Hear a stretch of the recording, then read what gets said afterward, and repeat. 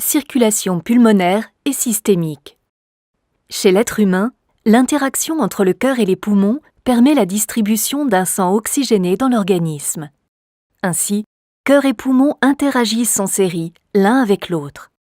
Des différences de pression, aussi bien au niveau pulmonaire qu'au niveau vasculaire et cardiaque, rendent cette interaction efficiente.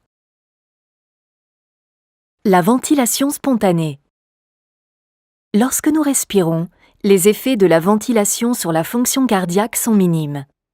Les différences de pression intrathoracique vont modifier les conditions de remplissage, appelées précharge, et de vidange, appelées post-charge, des cavités cardiaques. Observons sur cette animation les pressions intrathoraciques. Lors de l'inspiration, le volume pulmonaire augmente et les pressions intrathoraciques se négativent. Lors de l'expiration, le volume pulmonaire diminue et les pressions intrathoraciques se positivent. Les effets physiologiques de l'inspiration sur le cœur droit sont les suivants. La pression artérielle pulmonaire diminue. Les résistances à l'éjection du ventricule droit diminuent. En conséquence, la post-charge du ventricule droit diminue. Cela facilite alors un véritable phénomène d'aspiration qui augmente le retour veineux systémique. Ceci entraîne une augmentation de la précharge ventriculaire droite avec augmentation de son volume diastolique. La résultante de l'inspiration sur le cœur droit est donc une augmentation transitoire et modérée du débit cardiaque pulmonaire.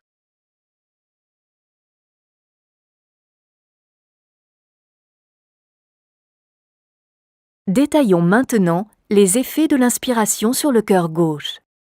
Pour le ventricule gauche, sa précharge et son remplissage sont diminués momentanément par l'inversion de la courbure du septum interventriculaire secondaire au remplissage du ventricule droit. La pression transpariétale du ventricule gauche augmente et engendre une augmentation de la post-charge du ventricule gauche. L'ensemble de ces effets a pour conséquence une diminution du débit cardiaque systémique.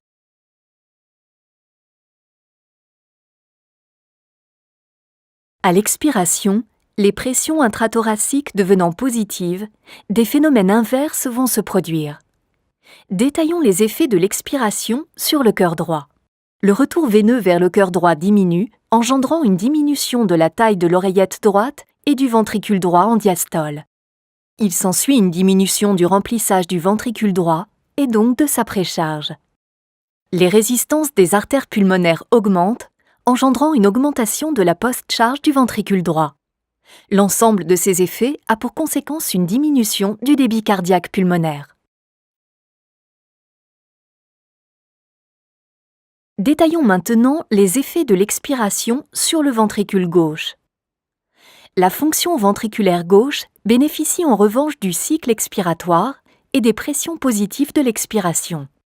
La diminution du remplissage du ventricule droit inverse la courbure du septum interventriculaire et favorise le remplissage du ventricule gauche et donc de sa précharge.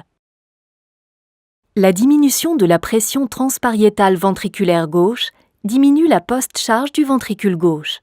L'ensemble de ces effets a pour conséquence une augmentation du débit cardiaque systémique.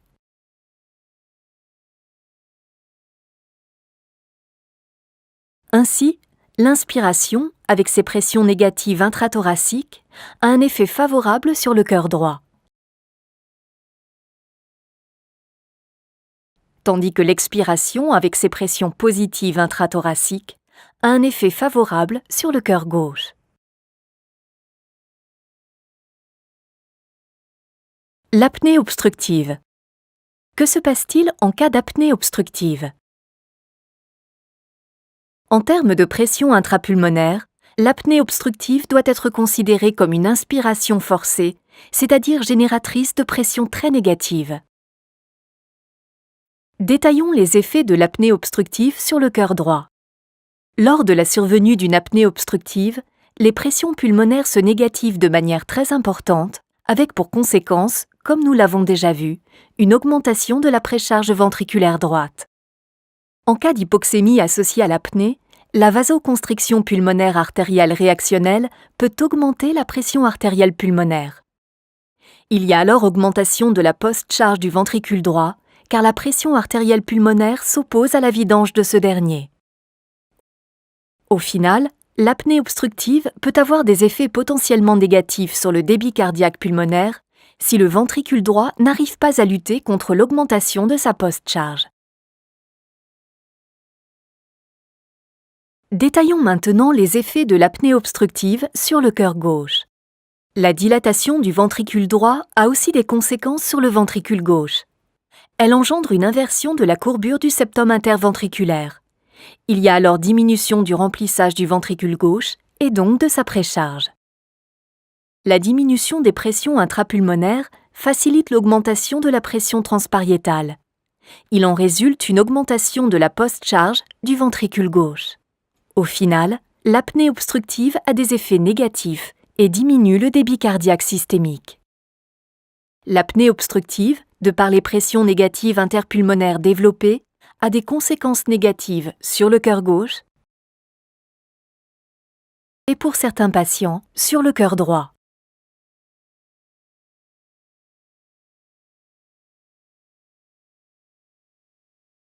Les effets de la ventilation en pression positive chez le sujet apnéique obstructif sans cardiopathie. Chez le sujet sans cardiopathie préexistante, l'application d'une pression positive corrigeant l'apnée positive les pressions intrapulmonaires. En corrigeant une éventuelle hypoxémie, la PPC va également diminuer la vasoconstriction artérielle pulmonaire et diminuer la post-charge du ventricule droit.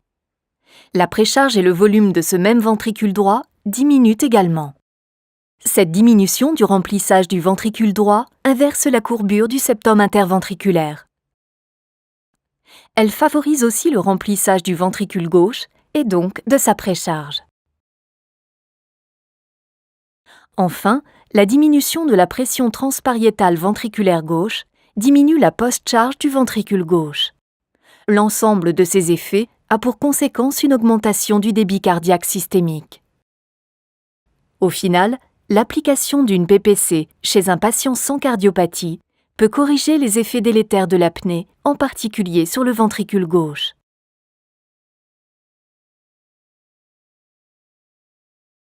Les effets de la ventilation en pression positive chez le sujet apnéique obstructif avec cardiopathie. Chez le sujet avec une cardiopathie préexistante, l'effet de la PPC est variable, fonction de la cardiopathie et des conditions de remplissage du patient. En particulier, la PPC peut avoir des effets délétères sur le ventricule droit pathologique si la pression est trop importante.